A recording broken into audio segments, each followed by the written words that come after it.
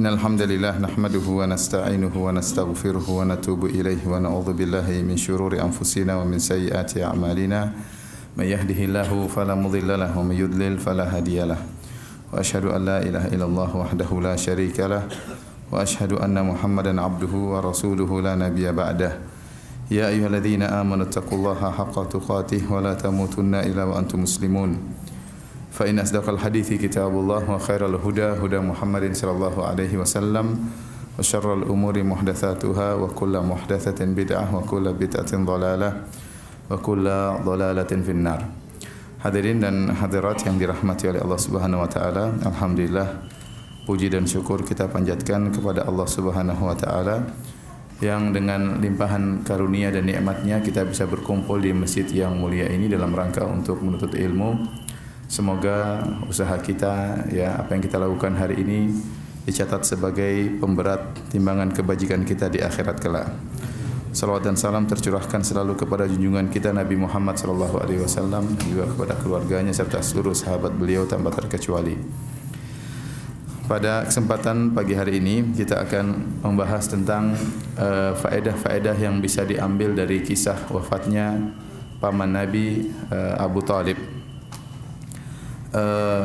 Yang kisah wafatnya Abu Talib adalah kisah yang masyhur yang terdapat dalam hadis-hadis yang sahih, baik dalam Sahih Al-Bukhari, Sahih Muslim dan juga yang lainnya, dan juga masyhur dalam buku-buku sirah Nabi sallallahu alaihi wasallam. Dan wafatnya atau syakhsiyah atau kepribadian Abu Talib ini adalah perkara yang kontroversial antara ahlu sunnah dengan orang-orang Syiah. Orang-orang Syiah mereka menyatakan bahwasanya Abu Talib meninggal dalam keadaan Islam, ya. Bahkan sebagian mereka seperti At-Tabatabai, ya, dalam tafsirnya mengatakan bahwasanya Abu Talib lebih berjasa daripada kaum Muhajirin dan kaum Ansar. Lebih afdal daripada kaum Muhajirin dan kaum Ansar. Apa rahasianya? Kenapa mereka berusaha untuk menyatakan Islamnya Abu Talib? Dalam rangka untuk mensucikan Bani Hashim, bahwasanya Abu Talib adalah paman Nabi sallallahu alaihi wasallam dan Abu Talib bapaknya Ali bin Abi Talib. Sehingga mereka ingin membersihkan bagian atasnya Ali, ya. Jangan sampai ayahnya Ali dalam kondisi apa?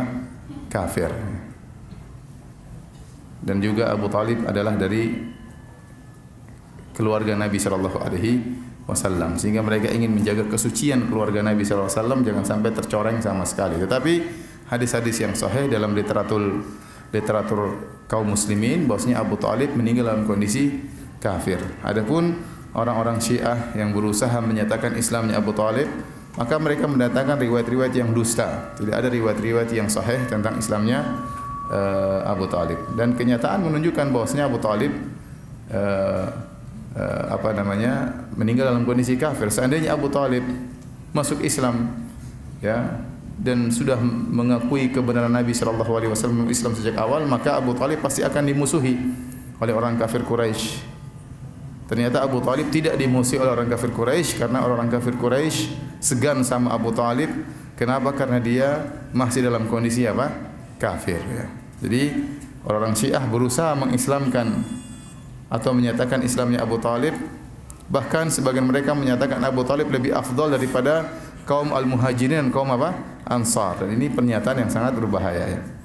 Adapun menurut kita umat Islam, bahwasanya Abu Talib meninggal dalam kondisi kafir, dalam kondisi musyrik, dan ada hikmah-hikmah yang dipetik dari dibalik meninggalnya Abu Talib dalam kondisi musyrik. Oleh karenanya Ibnu Hajar rahimahullahu taala juga menukil dari Ibnu Taimiyah rahimahullahu taala. Jadi Ibnu Taimiyah punya buku yang masyhur membantah orang-orang Syiah yang judulnya Minhajus Sunnah An-Nabawiyah, yang dicetak sekarang 9 jilid. Di situ beliau membantah seorang Rafidhah dan bantahannya sangat indah dan sangat luar biasa, ya. Buku yang sangat indah sehingga diringkas oleh Az-Zahabi rahimahullahu taala. Az-Zahabi ulama besar di mazhab Syafi'iyah meringkas buku Minhajus Sunnah Nabawiyah, dan sebagian perkataan Ibnu Taimiyah dinukil oleh Ibnu Hajar dalam Fathul Bari. Dinukil oleh Ibnu Hajar dalam Fathul Bari dalam masalah ini. Dalam masalah ini.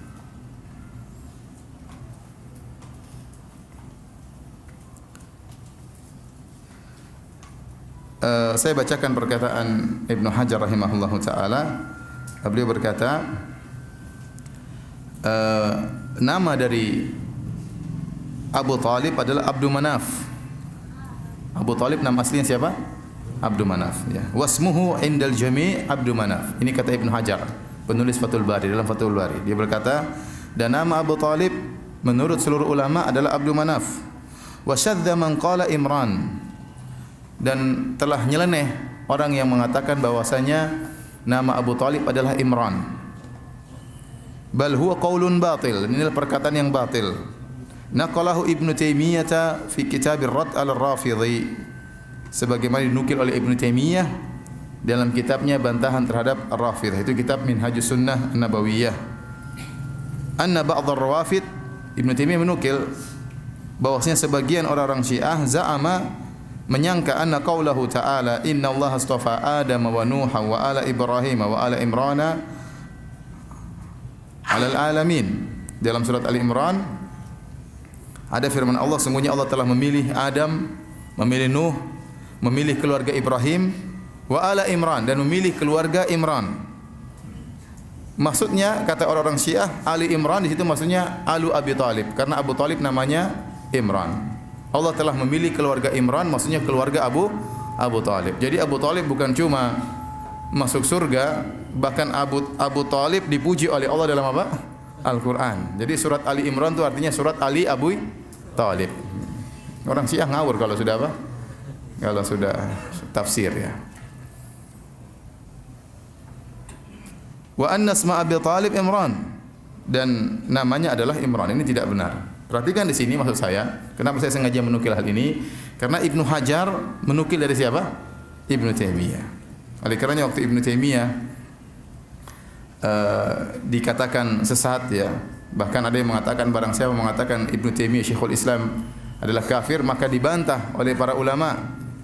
Di antaranya oleh Ibnu Nasiruddin Ad-Dimashqi dalam kitabnya Ar-Raddul Wafir, bantahan terhadap orang yang menyesatkan Ibnu Taimiyah, dan buku itu diberi mukaddimah oleh Ibnu Hajar, di mana Ibnu Hajar memuji Ibnu Taimiyah dengan pujian yang sangat indah. Di antara perkataan Ibnu Hajar, ya, kalau tidak ada kebaikan Ibnu Taimiyah kecuali muridnya Ibnu Qayyim, maka sudah cukup.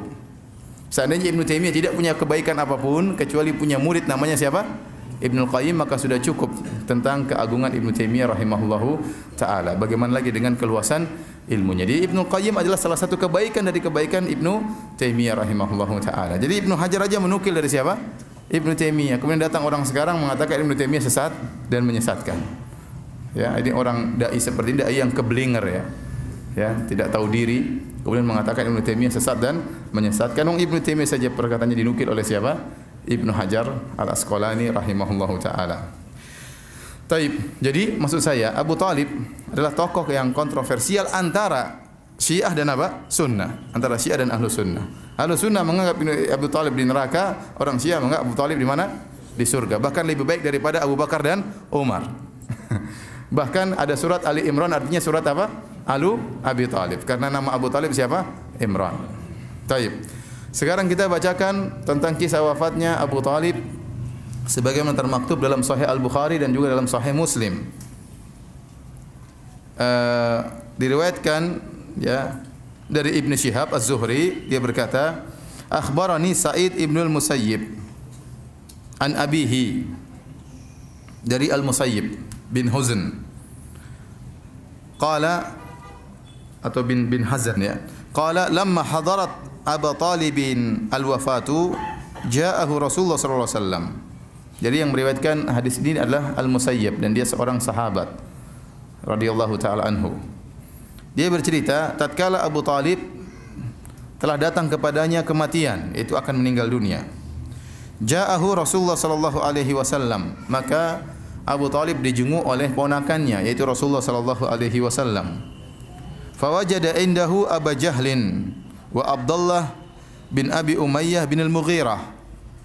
Maka ternyata yang menjenguk Abu Talib lebih dahulu daripada Nabi ada dua orang, yaitu Abu Jahal kemudian Abdullah bin Abi Umayyah bin Al-Mughirah. Dua orang kafir. Faqala Rasulullah sallallahu alaihi wasallam, Rasulullah SAW sudah kedahuluan Abu Jahal dengan siapa? Abdullah bin Abi Umayyah bin Al-Mughirah. Ya. Maka Rasulullah SAW menasihati pamannya. Faqala Rasulullah SAW bersabda, "Ya ammi, qul la ilaha illallah kalimatan asyhadu laka biha indallah." Wahai pamanku, ucapkanlah la ilaha illallah, suatu kalimat yang aku akan bersaksi bagimu di sisi Allah. Dalam riwayat yang lain, uhaju laka indallah, aku akan berhujjah, berargumen di hadapan Allah untuk membelamu wahai pamanku. Ucapkanlah la ilaha illallah, aku akan berargumen dengan kalimat ini membelamu di hadapan Allah. Dalam riwayat yang lain, ujadilu, saya akan berjidal, berdebat untuk membelamu wahai pamanku di hadapan Allah Subhanahu wa taala. Nabi mendakwai pamannya siapa tahu pamannya masuk Islam. Faqala Abu Jahlin wa Abdullah bin Abi Umayyah, maka rupanya dua orang ini Abu Jahal dan Abdullah bin Abi Umayyah juga berdakwah. Mereka berkata, "Ya Abu Talib, wahai Abu Talib, atarghabu an millati Abdul Muttalib? Apakah kau benci dengan agama bapakmu Abdul Muttalib?" Falam yazal Rasulullah sallallahu alaihi wasallam ya'riduha alaihi. Rasulullah SAW mengulangi lagi kepada pamannya, "Wahai pamanku, ucapkan la ilaha illallah, suatu kalimat yang aku akan bela engkau di hadapan Allah." Wa yu'idu lahu tilkal maqalata. Dan Rasulullah SAW mengulangi lagi perkataan tersebut, mengulang-ulanginya. Hatta qala Abu Talib, akan tapi ternyata dua orang ini juga mengulang-ulangi. Nabi berdakwah, dia juga berdakwah. Nabi bersabda, Abu Jahal juga bersabda. Repotnya. Abu Jahal, apalagi dua orang kan. Jadi Nabi kalah provokasi. Nabi satu, mereka berapa? Berdua. Ya. Hatta qala Abu Talib akhira ma kallamahum, sampai akhirnya apa yang dikatakan oleh Abu Talib terakhirnya, huwa ala millati Abdul Muttalib, dia berada di atas agamanya bapaknya Abdul Muttalib. Wa aba an yaqula la ilaha illallah, dan dia enggan mengucapkan la ilaha illallah. Faqala Rasulullah sallallahu alaihi wasallam, maka Rasulullah SAW berkata, "Ama wallahi la astaghfiranna laka ma lam unha anka." Demi Allah, ketahuilah, demi Allah aku akan mohon ampunan bagimu wahai pamanku selama aku tidak dilarang untuk memohon ampunan bagimu. Fa anzalallahu azza wa jalla, maka Allah turunkan firman-Nya, "Ma kana lin nabi wal ladzina amanu ay yastaghfiru lil musyrikin." Tidak pantas bagi nabi dan juga orang-orang yang beriman untuk mohon ampunan bagi orang-orang musyrikin walau kanu uli qurba, meskipun orang-orang musyrikin tersebut adalah karib kerabat mereka. Min ba'di ma tabayyana lahum annahum ashabul jahim, setelah jelas bagi mereka bahwasanya karib kerabat mereka itu adalah penghuni neraka jahanam. Wa anzalallahu ta'ala fi Abi Talib, dan Allah menurunkan ayat khusus kepada Abu Talib. Ya. Faqala li Rasulillah sallallahu alaihi wasallam, maka Allah berkata kepada Nabi sallallahu alaihi wasallam, "Innaka la tahdi man ahbabta." Kau tidak bisa beri hidayah, petunjuk kepada orang yang kau cintai. Jadi Nabi sangat cinta kepada Abu Talib. Tapi kata Allah, kau tidak bisa beri hidayah kepada Abu Talib. Walakinnallaha yahdi man yasha. Dan Allah yang memberi hidayah kepada siapa yang Allah kehendaki. Wa huwa a'lamu bil muhtadin, dan Allah lebih tahu tentang siapa orang-orang yang mendapat hidayah. Baik hadirin dan hadirat yang dirahmati oleh Allah Subhanahu wa taala, dalam riwayat yang lain dalam Sahih Muslim dari Abu Hurairah radhiyallahu taala anhu, Rasulullah sallam qala Rasulullah sallallahu alaihi wasallam li ammihi, Rasulullah sallam berkata kepada pamannya, "Qul la ilaha illallah asyhadu laka biha yaumal qiyamah." Wahai pamanku, ucapkanlah la ilaha illallah, aku akan bersaksi bagimu dengan kalimat ini pada hari kiamat kelak. Abu Talib berkata, "Laula an tu'ayyirani Quraisyun." Saya ingin mengucapkan tapi saya takut akan saya dicela oleh orang-orang Quraisy. Yaqulun, mereka berkata, "Innama hamalahu ala dzalikal jaza'u la aqrartu biha ainak." Mereka akan berkata, sungguhnya Abu Talib itu mengucapkan la ilaha illallah karena rasa sakit yang dia rasakan. Dalam riwayat yang lain, ya, sebagian ulama mengatakan al-jaza'u, dalam sebagian ulama mengatakan al-khara'u, yaitu karena dia lemah. Ya, karena dia lemah, maka dia mengucapkan la ilaha illallah. Bukan karena dia dari qanaah, dari apa namanya, dari karena sadar, karena ngerti. Ya, dia takut dicela oleh orang Quraisy. La aqrartu biha ainak. Seandainya saya tidak takut dicela oleh orang Quraisy, saya akan mengucapkan la ilaha illallah dan akan menyenangkan hatimu wahai ponakanku. Jadi tidak mau mengucapkan. Ya. Fa anzalallah, maka Allah turunkan firman-Nya, innaka la tahdi man ahbabta walakinallaha yahdi may yasha. Sungguhnya engkau wahai Muhammad tidak bisa beri petunjuk kepada orang yang kau cintai, tetapi Allah beri petunjuk kepada orang yang Allah kehendaki, dan Allah lebih mengetahui siapa yang berhak mendapatkan petunjuk. Oleh karenanya, di antara perkataan masyhur dari Abu Talib, beliau berkata, "Wa laqad alimtu bi anna dina Muhammadin min khairi adyanil bariyati dina, walaula al-malamatu wa hidharu masabbatin wa hadharu masabbatin lawajadtani samhan bidzaka mubina." Kata beliau Abu Talib, sungguh aku telah mengetahui bahwasanya agamanya Muhammad adalah agama terbaik dari seluruh agama manusia. Jadi di Jazirah Arab ada berbagai macam agama, ada agama Yahudi, ada agama Nasrani, ada agama musyrikin penyembah berhala, ya. Ada penyembah bintang-bintang, ada penyembah malaikat, ya. Kata dia, saya telah mengetahui agama Muhammad ini adalah agama yang terbaik di antara agama-agama yang ada.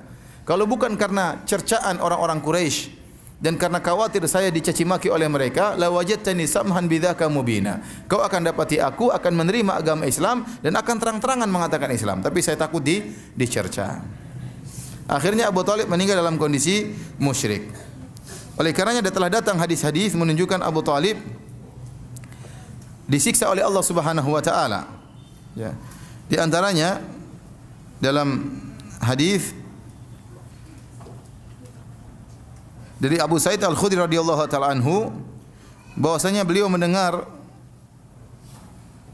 Nabi SAW berkata tatkala disebutkan tentang pamannya Abu Talib,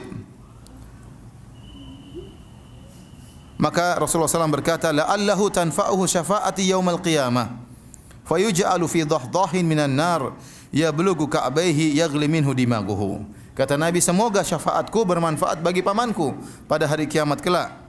Fayuj'alu fi dhahdahin minan nar, maka dia akan diletakkan di dhahdah minan nar. Dhahdah itu semacam percikan kalau orang melewati misalnya apa namanya kolam yang rendah, ya, dia melewati air yang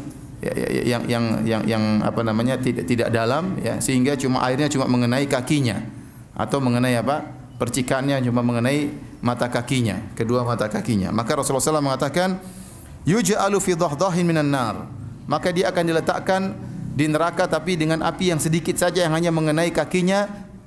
Ya bulughu ka'baihi, api tersebut paling maksimal hanya sampai di kedua mata kaki Abu Talib. Yaghli minhu dimaguhu, akan tapi api yang sedikit tersebut membuat otaknya mendidih, ya. Dan disebutkan dalam riwayat yang lain, ahwanu ahli nar adzaban Abu Talib, penghuni neraka jahanam yang paling ringan siksaannya adalah Abu Talib. Yang siksaan yang paling ringan tersebut hanyalah api yang mengenai kakinya, tapi ternyata membuat otaknya apa? Mendidih. Kemudian juga dalam hadis yang lain, Al-Abbas bin Abdul Muttalib radhiyallahu anhu, Al-Abbas pamannya Nabi sallallahu alaihi wasallam, saudaranya Abu Talib. Ya, Rasulullah SAW punya paman yang banyak, ya. Di antaranya Al-Abbas, di antaranya Hamzah. Ada 4 paman Nabi yang bertemu dengan Nabi waktu Nabi berdakwah. Di antaranya Al-Abbas dan Hamzah, Abu Lahab dan Abu Talib. Ini 4 paman Nabi sallallahu alaihi wasallam. 2 masuk Islam, 2 kafir. Yang masuk Islam Al-Abbas dan siapa? Hamzah. Hamzah meninggal dalam perang Uhud. Al-Abbas masih hidup setelah wafatnya Nabi sallallahu alaihi wasallam. Kemudian yang kafir Abu Lahab dan siapa? Abu Talib. 2 paman Nabi kafir, 2 paman Nabi masuk Islam. Subhanallah, paman Nabi yang kafir nama-namanya nama-nama musyrikin. Abu Lahab nama aslinya siapa? Abdul Uzza. Abdul Uzza. Oleh karenanya Allah mengatakan tabbat yada Abi Lahab. Sebenarnya Allah mengatakan ini di antara kenapa Allah tidak menyebutkan nama Abu Lahab padahal namanya Abdul Uzza, karena Allah tidak ingin ada nama Abdul Uzza dalam Al-Qur'an. Ya, karena Abdul Uzza itu artinya hamba Al-Uzza. Bukan hamba Allah tapi hamba Al-Uzza, dan Al-Uzza adalah salah satu berhala yang disembah oleh orang kafir musyrikin. Maka Allah hanya menyebutkan kunyahnya Abu Lahab. Padahal namanya bukan Abu Lahab, namanya siapa? Abdul Uzza. Makanya tabbat yada Abi Lahab. Ya. Dan Abu Lahab adalah paman Nabi yang paling keras menentang dakwah Nabi sallallahu alaihi wasallam. Dia yang pertama mencela Nabi sallallahu alaihi wasallam waktu Nabi sallallahu alaihi wasallam mengumpulkan kaum musyrikin dan Nabi naik di atas bukit Safa. Kemudian Nabi sallallahu alaihi wasallam mengatakan, kalau saya mengatakan bahwasanya di balik gunung ini ada pasukan perang yang akan menyerang kalian, hal kuntum musaddiqiyya? Apa kalian akan membenarkan aku? Kata kaum Quraisy, ma jarrabna alaika kadziban. Kami tidak pernah tahu kau berdosa wahai Muhammad. Ma jarrabna alaika illa sidqan. Yang kami tahu kau hanyalah orang yang jujur. Maka Nabi mengatakan, fa inni mundziru lakum baina yaday adzabin syadid. Maka saya ingatkan kepada kalian, di hadapan kalian ada azab yang pedih kalau kalian tidak beriman kepada Allah. Maka yang pertama kali protes kepada Nabi pamannya Abu Lahab. Ya, dia mengatakan tabban laka ya Muhammad ali hadza jama'tana. Celaka engkau wahai Muhammad, apakah karena ini kau kumpulkan kami? Maka turunlah firman Allah Subhanahu wa taala, tabbat yada Abi Lahab. Celaka kedua tangan Abu Lahab. Jadi Abu Lahab ini paman Nabi, kurang ajar ya. Dia istrinya, anak-anaknya semua kurang ajar ya. Dia kurang ajar, istrinya juga apa? Allah sebutkan dalam Al-Qur'an, wa imra'atu hammalatal hatab. Sama Allah sebutkan istrinya ya. Juga celaka, anak-anaknya juga apa? Celaka. Satu keluarga celaka semua, keluarga Abu Lahab ya. Oleh karenanya disebutkan putri-putri Nabi di antaranya dinikahi oleh putra-putranya Abu Lahab. Putri-putri Nabi dinikahi oleh putra-putranya siapa? Abu Lahab. Dan ini sebelum Nabi mendakwahkan dirinya sebagai seorang nabi. Tatkala Nabi berdakwah dia adalah seorang nabi, maka Abu Lahab dan orang-orang Quraisy menyuruh putra-putranya Abu Lahab untuk menceraikan putri-putri Nabi, supaya Nabi dibuat sibuk dengan anak putri-putrinya yang sedih dicerai. Akhirnya diceraikan, di antaranya Ruqayyah dan Ummu Kalsum. Diceraikan. Padahal suami-suami mereka di antaranya adalah putra-putra siapa? Abu Lahab ya. Abu Lahab meninggal dalam kondisi kafir. Yang satunya lagi Abu Talib. Abu Talib juga namanya Abdu Manaf. Namanya siapa? Abdu Manaf. Dan juga bukan nama Islami, Abdu Manaf, hambanya Manaf. Ya, dan dia juga meninggal dalam kondisi kafir.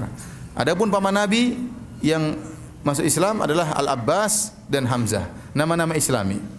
Oleh karenanya sebenarnya mengatakan nama itu punya pengaruh. Nama itu punya apa? Pengaruh. Dan ini bukan suatu kebetulan yang menakjubkan. Abu Talib dan Abu Lahab nama-namanya bukan nama-nama Islami dan mereka mati dalam kondisi musyrik dan kafir. Adapun Al-Abbas dan Hamzah nama-namanya Islami, maka mereka masuk Islam dengan hidayah dari Allah Subhanahu wa taala. Taib. Al-Abbas pamannya Nabi dan saudaranya Abu Talib. Maka Al-Abbas bertanya kepada Nabi, "Ma agnaita an ammika fa innahu kana yahutuka wa yaghdabu laka." Wahai Muhammad, apa yang bisa kau bantu kepada pamanmu Abu Talib? Bukankah pamanmu Abu Talib dahulu yang membelamu? Dia marah untuk membelamu. Ya, dia yahutuka yaitu dia yuraik, dia memperhatikan engkau. Ya, dan dia marah karena engkau. Maka Nabi mengatakan ada manfaatnya. Ya. Saya kasih syafaat. Kalau saya tidak kasih syafaat, lakana fid darkil asfali minan nar. Laula ana lakana fid darkil asfali minan nar. Kalau bukan karena syafaatku, maka Abu Talib berada di neraka jahanam yang paling apa? Yang paling bawah. Tetapi kata Rasulullah SAW, huwa fi dhahdahin min nar. Walaula ana lakana fid darkil asfali minan nar. Dia berada di neraka yang bagian atas, yang hanya mengenai kakinya saja. Percikan-percikan api yang mengenai kakinya sampai ke kedua mata kakinya. Kalau bukan karena saya, dia di neraka yang paling bawah ya. Itu pun sudah sangat menyiksa. Ya, jadi disebutkan memakai sendal terbuat dari api membuat otak mendidih. Ini semua adalah dalil menunjukkan bahwasanya Abu Talib meninggal dalam kondisi musyrik. Ya, Abu Talib meninggal dalam kondisi musyrik dan meninggal dalam kondisi kafir. Oleh karenanya dia dimasukkan dalam neraka jahanam oleh Allah Subhanahu wa taala. Baik hadirin dan hadirat yang dirahmati oleh Allah Subhanahu wa taala. Kita kembali kepada hadis ya. Dalam hadis Rasulullah SAW menjenguk pamannya Abu Talib yang dalam kondisi sakaratul maut ya. Ya, Dan ternyata sebelum Nabi datang sudah ada dua orang. Siapa? Abu Jahal dan Abdullah bin Abi Umayyah bin Al-Mughirah. Ibnu Hajar mengatakan wa yahtamil, dan bisa jadi hadir orang ketiga yaitu Musayyab. Karena yang meriwayatkan hadis ini adalah namanya Musayyab. Ini seorang sahabat juga. Tapi dia tidak bercerita tentang kehadirannya. Dia tidak bercerita tentang kehadirannya. Dan Abu Jahal, Abdullah bin Abi Umayyah bin Al-Mughirah dan Musayyab bin Huzan seluruhnya dari Bani Makhzum. Dari Bani Makhzum, Al-Makhzumi. Dan Al-Makhzumi ini kabilah dari Quraisy. Kabilah dari Quraisy yang mereka bersaing dengan Bani Hashim. Bani Hashim itu adalah kabilahnya Nabi Muhammad sallallahu alaihi wasallam. Yang dua-duanya kembali kepada kabilah Quraisy. Kembali kepada kabilah Quraisy. Dan Bani Makhzum inilah kabilah yang paling bersaing dengan kabilah Quraisy. Disebutkan dalam sebagian riwayat, kenapa Abu Jahal tidak mau beriman? Ya, padahal dia tahu kebenaran tentang Rasulullah sallallahu alaihi wasallam. Dia mengatakan dengan kesombongannya, Abu Jahal ini, dan dia dari Bani Makhzum, dia mengatakan, kalau kami bersaing dengan Bani Hashim, Bani Hashim berbuat baik kepada jemaah haji, kami Bani Makhzum juga berbuat baik kepada jemaah haji. Kami selalu berlomba dalam kemuliaan, sehingga orang-orang mengetahui kemuliaan Bani Hashim sebagaimana kami Bani Makhzum juga diakui kemuliaan kami. Apakah tatkala dari Bani Hashim ada ngaku sebagai nabi? Nah, kalau begini kita pasti kalah. Ya. Jadi kalau Muhammad ngaku sebagai nabi, saya enggak mungkin ngaku sebagai nabi. Saya tidak punya mukjizat. Istilahnya Abu Jahal dia pintar. Dia bilang, sekarang tiba-tiba muncul dari Bani Hashim, kita selalu bersaing nih. Dalam kebaikan, mereka beri makan kepada fakir miskin, kami beri makan kepada fakir miskin. Mereka beri bantuan kepada fakir miskin, kami Bani Makhzum juga beri bantuan kepada fakir miskin. Sehingga Bani Makhzum dan Bani Hashim bersaing. Sekarang tiba-tiba muncul dari Bani Hashim orang ngaku sebagai nabi. Wah, saya enggak mungkin ngaku sebagai apa? Nabi. Nabi Abu Jahal tidak punya apa? Tidak punya mukjizat. Oleh karenanya supaya kami tetap bersaing, saya tidak mau ngaku dia sebagai apa? Nabi. Itu sebabnya karena hasad. Jadi Abu Jahal tidak mau beriman kepada Nabi SAW karena apa? Karena hasad. Dan mereka sebaya antara Nabi SAW dengan Abu Jahal. Abu Jahal ini sebelum datang Rasulullah SAW mendakwakan Islam, dia dijuluki oleh kaumnya dengan Abul Hakam. Itu orang yang pemberi keputusan atau orang yang bijak, ya. Begitu dia tidak masuk Islam, digelari oleh dengan apa? Abu Jahal, si goblok. Abu Jahal namanya apa? Si goblok. Jadi rupanya dia tidak masuk Islam gara-gara itu. Jadi mereka tiga dari Banu Makhzum. Subhanallah, dua orang ini masuk Islam. Abu Jahal tewas dalam perang Badar, tewas, ya. Sementara Abdullah bin Abi Umayyah bin Al-Mughirah Al-Makhzumi masuk Islam. Ada khilaf, ada yang mengatakan dia masuk Islam. Dia termasuk orang-orang yang berbaiat Nabi di bawah pohon Ridwan tatkala tahun 6 Hijriah. Ada yang mengatakan dia masuk Islam tatkala Fatuh Makkah tahun 8 Hijriah. Padahal dia dahulu sangat kencang terhadap kaum musyrikin. Di antaranya Al-Musayyib. Al-Musayyib juga masuk Islam. Sebenarnya hidayah, ya. Dua orang masuk Islam, satu temannya masuk neraka, ya. Jadi Abdullah bin Umayyah bin Al-Mughirah masuk Islam, demikian juga Al-Musayyib akhirnya masuk Islam. Jadi ada kemungkinan Al-Musayyib juga hadir dalam menjenguk siapa? Abu Talib. Tapi hadirin dan hadirat yang dirahmati oleh Allah Subhanahu wa taala,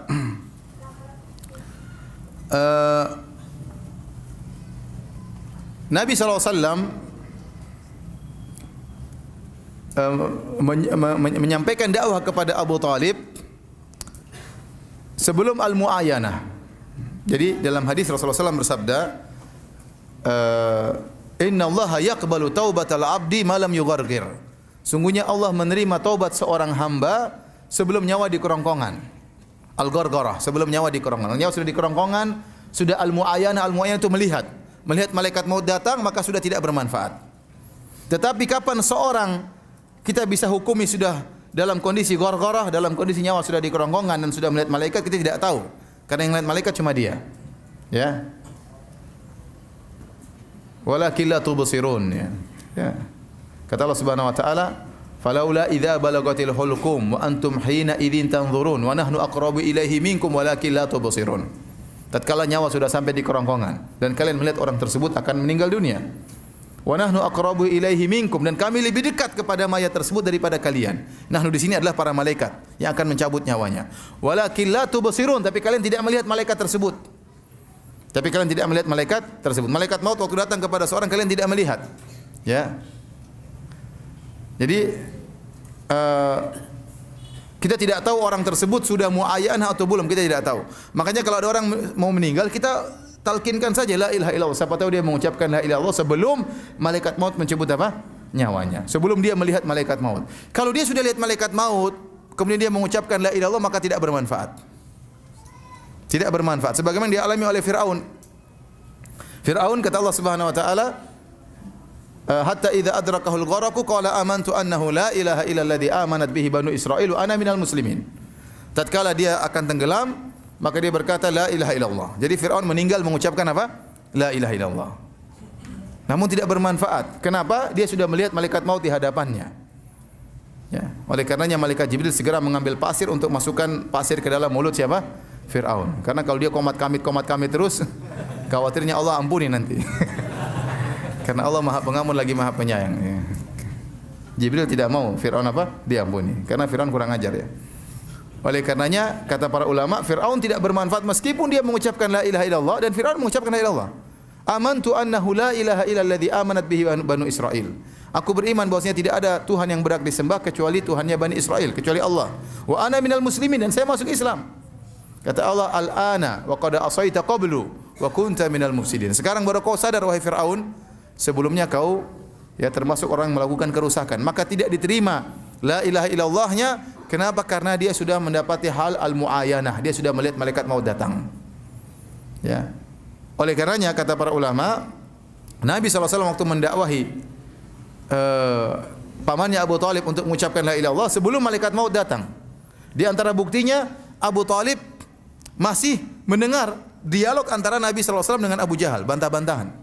Kata Rasulullah, "Qul ya ammi la ilaha illallah kalimatan uhajulaka biha indallah." Wahai pamanku, ucapkan la ilaha illallah, kalimat yang aku akan bela engkau di akhirat kelak. Abu Jahal mengatakan, ya, atarghabu an millati Abdul Muttalib, apa kau benci dengan agama bapakmu? Nabi mengulangi lagi, wahai pamanku. Jadi dia masih belum ada malaikat maut. Makanya masih terjadi dialog antara Muhammad dengan sallallahu alaihi wasallam dengan Abu Jahal dan teman-temannya. Sampai akhirnya wa aba an yaqula la ilaha illallah. Ya, ini menunjukkan seorang kalau mengucapkan la ilaha illallah sebelum melihat malaikat maut maka bermanfaat. Tapi kalau setelah melihat malaikat maut maka tidak bermanfaat iman mereka. Tidak bermanfaat iman mereka kalau sudah melihat malaikat maut. Nah, Ustaz, bagaimana kita tahu orang ini sudah melihat malaikat maut atau tidak? Antum tidak akan tahu. Oleh karena siapa saja yang akan meninggal suruh ucapkan la ilaha illallah. Kalau dia mati dalam kondisi mengucapkan la ilaha illallah, zahirnya dia Islam. Ya, kita tidak tahu apakah dia lihat malaikat maut atau tidak. Tapi kita suruh dia mengucapkan la ilaha illallah. Karena Rasulullah mengatakan, "Man kana akhiru kalamihi la ilaha illallah dakhala al-jannah." Barang siapa yang akhir kalamnya la ilaha illallah akan masuk surga. Taib.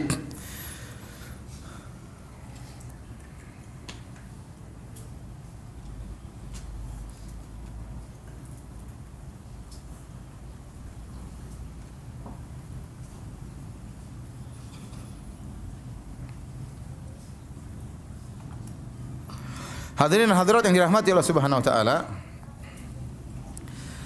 ada beberapa hikmah yang kita bisa ambil dari kisah wafatnya Abu Talib, paman Nabi sallallahu alaihi wasallam. Yang pertama bahwasanya hidayah murni di tangan Allah Subhanahu wa taala. Hidayah ada dua. Kata para ulama, yang pertama namanya hidayah taufik, hidayatul irsyad. Yang pertama hidayatul irsyad, yaitu seorang memberi jalan, menunjukkan jalan kebenaran, menjelaskan tentang jalan kebenaran. Seperti para ustadz, para dai, mereka juga punya hidayatul irsyad. Mereka berusaha menjelaskan tentang kebenaran. Dan yang paling top dalam hal ini adalah Nabi sallallahu alaihi wasallam. Kata Allah Subhanahu wa taala, "Wa innaka latahdi ila siratim mustaqim." Dan sungguh engkau benar-benar wahai Muhammad memberi petunjuk kepada jalan yang lurus. Yang paling afsah, yang paling lisannya fasih dalam menjelaskan kebenaran, yang paling ansah, yang paling memberi nasihat kepada umat dalam menyampaikan kebenaran, yang paling sabar, yang paling pintar Nabi sallallahu alaihi wasallam. Dalam masalah dakwah yang nomor satu Rasulullah sallallahu alaihi wasallam. Jadi Rasulullah SAW yang paling lembut kepada pamannya, yang paling berusaha menyampaikan kebenaran kepada pamannya, ya. Namun ternyata hidayah taufik jenis kedua, hidayah taufik itu seorang bisa menyambut hidayah tersebut, itu hanya hak Allah Subhanahu wa taala. Ya. Nabi hanya bisa memberi petunjuk, menjelaskan tentang jalan yang benar. Tapi yang membuat dia bisa menerima hidayah tersebut hanyalah Allah Subhanahu wa taala. Makanya Allah dalam ayat menetapkan hidayah bagi Nabi, dan dalam ayat yang lain menafikan hidayah dari Nabi. Dalam ayat Allah mengatakan innaka latahdi ila siratal mustaqim. Wahai Muhammad, engkau benar-benar memberi petunjuk kepada jalan yang lurus. Maksudnya hidayah apa? Hidayah al-irsyad. Dalam ayat yang lain Allah menafikan dalam surat Al-Qasas. Innaka la tahdi man ahbabta. Kau tidak bisa beri petunjuk kepada orang yang kau cintai. Ini hidayah taufik. Jadi yang ditetapkan untuk Nabi adalah Nabi sangat pakar, sangat handal dalam menjelaskan kebenaran. Tetapi hidayah taufik itu seorang bisa menerima kebenaran hanyalah di tangan Allah Subhanahu wa taala. Tidak ada yang ragu, Rasulullah SAW ya, sangat pandai dalam menyampaikan kebenaran dengan uslub metode yang terbaik. Tapi ternyata orang terdekat yang sangat dia cintai, Abu Thalib, tidak bisa dapat hidayah. Tidak bisa dapat hidayah. Oleh karena kita yakin hidayah di tangan Allah Subhanahu wa taala. Makanya Rasulullah SAW bersabda dalam khutbah-khutbahnya, ya, "May yahdihillah fala mudhillalah." Barang siapa yang diberi petunjuk oleh Allah, maka tidak ada yang bisa menyesatkannya. Wa may yudlil, dan barang siapa disesatkan oleh Allah, maka tidak ada yang bisa beri petunjuk baginya. Fala hadiyalah, ya. Ya. Wala yanfa'ukum nushi in aradtu an ansahakum in kana Allah yuridu an yughiwakum. Kata Nabi Nuh alaihissalam kepada umatnya, tidak bermanfaatkah nasihatku. Nasihatku tidak akan bermanfaat bagi kalian. Kalau meskipun saya ingin beri nasihat kepada kalian, in kana Allah yuridu an yughiwakum. Kalau Allah ingin menyesatkan kalian, percuma, kata Nabi Nuh. Nabi Nuh berdakwah berapa tahun Nabi Nuh? 950 tahun. Alfa sanatin illa khamsina aman, 950 tahun. Dan dakwah Nabi Nuh luar biasa. Inni da'autu qaumi lailan wa nahara. Kata Nabi Nuh, aku mendakwahi kaumku siang dan malam. Walam yazidum du'ai illa firara. Semakin saya berdakwah mereka semakin kabur. Wa inni da'autum litaghfira lahum ja'alu asabi'ahum fi adhanihim wastaghshaw thiyabahum. Kalau saya dakwahi mereka, kata Nabi Nuh alaihi salam, mereka memasukkan jari-jari mereka di telinga mereka. Antum bayangkan, antum mau berdakwah, Ustaz mau dakwah, silakan Ustaz. Kurang ajar kok kaum Nabi Nuh ya. Nabi Nuh datang, mereka ambil kain tutup telinga mereka dengan kain tersebut. Tidak mau lihat Nabi Nuh. 950 tahun seperti itu. Ya. 950 tahun. Siang dan malam Nabi Nuh berdakwah. Wa asrartu lahum israra. Kemudian Nabi Nuh menggunakan metode dengan terang-terangan, dengan sembunyi-sembunyi. Semua metode digunakan 950 tahun. Tapi ternyata orang terdekatnya yang dia cintai tidak bisa dapat hidayah. Istrinya kafir, putranya juga apa? Kafir. Sampai di akhir lahzah, di akhir kesempatan, tatkala sudah turun hujan, kemudian air sudah keluar dari tanah, kemudian sudah ombak besar, Nabi Nuh masih mendakwahi putranya. Ya bunayyar kam ma'ana wala takum ma'al kafirin. Wahai putraku, naiklah ke atas kapal bersamaku. Jangan kau termasuk orang-orang yang kafir. Maka anaknya tetap aja ngeyel, ya. Dia mengatakan, aku akan sampai ke puncak gunung yang akan menyelamatkan aku. Akhirnya wahala bainahumal mauju fakana minal mughraqin. Akhirnya anaknya dibawa oleh ombak kemudian mati. Jadi anak yang paling dia cintai pun tidak bisa dapat hidayah. Mau saya hidayah benar-benar murni di tangan Allah Subhanahu wa taala. Ya. Tapi jangan salah paham, sebenarnya orang mengatakan, "Ustaz, istri saya suruh ngaji enggak mau." Hidayah di tangan Allah. Istrinya Nabi Nuh aja kafir. Istrinya Nabi Lut aja kafir, istri saya biarin. Tidak, bukan begitu ya. Antum jangan berdalil dengan Nabi Nuh. Nabi Nuh dakwanya berapa tahun? 950 tahun. Ente baru dakwah cuma sekali-sekali, kemudian bilang istri saya tidak dapat hidayah kayak istri Nabi Nuh. Ya. Ya, ente tidak sabar seperti Nabi Nuh alaihissalam. Ya, kecuali kalau ente sudah dakwah, sudah pelan-pelan, kemudian sudah kasih hadiah, tetap saja tidak mau ngaji, itu benar, itu hidayah di tangan Allah. Tapi baru sekali, kemudian sudah putus asa, itu enggak benar. Ya. Nabi Nuh tidak putus asa 950 tahun. Baru kemudian Allah turunkan apa? Azab kepada mereka. Ini bukan kesabaran tingkat rendah. Ini kesabaran tingkat tinggi, super sabar 950 tahun. Dengan model audiens yang kurang ajar ya. Saya bisa bayangkan tadi. Ya, silakan Nuh mau berdakwah silakan. Innal hamdalillah itu diginiin orang gimana enggak enak. Paling tidak enak. Saya bisa bayangkan beratnya Nabi Nuh alaihissalam. Demikian Nabi Lut alaihissalam, istrinya kafir. Jadi hidayah murni di tangan Allah Subhanahu wa taala. Tidak ada yang ragu tentang kepandaian Nabi Nuh, tidak ada yang ragu tentang kepandaian Nabi Lut, tidak ada yang ragu tentang hikmahnya Nabi Muhammad dalam berdakwah. Tapi ternyata paman yang sangat dia cintai tidak bisa masuk Islam. Dan Rasulullah SAW sangat cinta kepada pamannya. Sampai Allah sebutkan, innaka la tahdi man ahbabta. Kau tidak bisa beri petunjuk kepada orang yang kau cintai. Kenapa? Karena Abu Talib ini jasanya besar kepada Nabi SAW. Jadi Abdul Muttalib kakek Nabi. Nabi SAW namanya Muhammad bin Abdullah bin Abdul Muttalib. Kemudian bin Hashim, bin Abdi Manaf, bin Qusay bin Kilab dan seterusnya. Ya, Nabi Muhammad SAW punya kakek namanya Abdul Muttalib. Abdul Muttalib punya beberapa istri. Dari istri-istrinya kemudian lahir anak-anak laki-laki. Ya. Kalau nggak salah ada 10 anak ya. Kemudian di antaranya yang satu istri adalah Abdullah dan Abu Talib. Hamzah dan Abbas dari ibu-ibu yang lain. Paham? Dari istri-istri yang lain. Jadi Abdul Muttalib kakek Nabi punya beberapa istri. Di antara istrinya punya anak 2. Yaitu Abdullah sama siapa? Abu Talib. Jadi Abu Talib ini adalah saudara kandung satu bapak dan satu ibu dengan Abu Talib. Makanya waktu Abdul Muttalib meninggal dunia, Abdul Muttalib mewasiatkan kepada Abu Talib untuk merawat Muhammad sallallahu alaihi wasallam. Karena Muhammad adalah keponakan dari saudara kandungnya Abdullah. Padahal ada paman-pamannya yang lain. Kenapa Abdul Muttalib tidak mengatakan kepada Abu Lahab untuk merawat Nabi? Karena Abu Lahab dari istri yang lain. Abu Lahab adalah anaknya Abdul Muttalib dari istri yang lain. Adapun Abu Talib dan Abdullah satu bapak dan satu ibu. Oleh karenanya waktu umur 8 tahun Abdul Muttalib meninggal, kakeknya Nabi, maka kemudian dirawat oleh siapa? Nabi dirawat oleh Abu Talib. Oleh karenanya jasa Abu Talib sangat luar biasa. Jasa Abu Talib sangat luar biasa. Dari sini kita bisa ambil faedah yang kedua, hikmah yang kedua, bahwasanya orang kafir sebaik apapun kalau dia tidak beriman kepada Allah Subhanahu wa taala, maka tetap di neraka jahanam. Tetap di neraka jahanam. Tidak ada yang bisa mengalahkan kebaikan Abu Talib. Abu Talib ini luar biasa baiknya. Ya.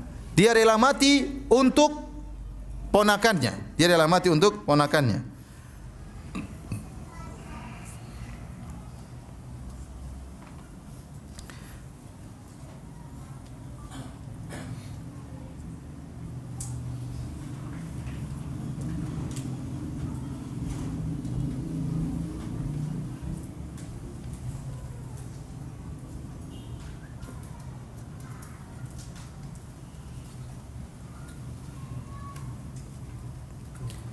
Intinya ada perkataannya dari dinukil oleh Ibnu Hajar ya, Abu Talib intinya mengatakan mereka tidak akan bisa mengganggumu wahai ponakanku sampai aku dikubur. Aku akan bela terus engkau sampai aku dikuburkan. Jadi benar-benar dia jasanya kepada Nabi luar biasa. Ya. Pertama di antara jasa Abu Talib, dia yang merawat Nabi sallallahu alaihi wasallam. Dan kita tahu Nabi Muhammad itu yatim piatu. Tidak punya ayah, tidak punya ibu, dan merawat anak yatim pahalanya luar biasa. Ya kata Rasulullah sallam, as-sa'i fil armalah wal aitam kal mujahid fi sabilillah. Seorang yang berusaha untuk memberikan kebaikan kepada anak-anak yatim dan kepada para janda seperti orang yang berjihad di jalan Allah Subhanahu wa taala. Ya. Jadi kalau antum ingin berjihad tanpa pedang, di antaranya urusi anak-anak yatim dan urusi juga para janda, ya. Anak yatim janda juga, jangan anak yatim aja. Janda juga ya. Janda jangan yang muda aja, yang tua juga. Ini namanya berjihad di jalan Allah Subhanahu wa taala.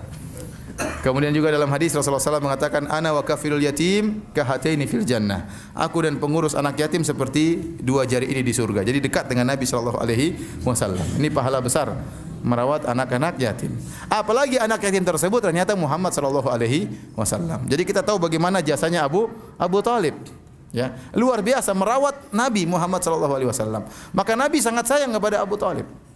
Dan Abu Talib ini orang yang miskin. Dia orang terpandang nasabnya tinggi tapi dia miskin.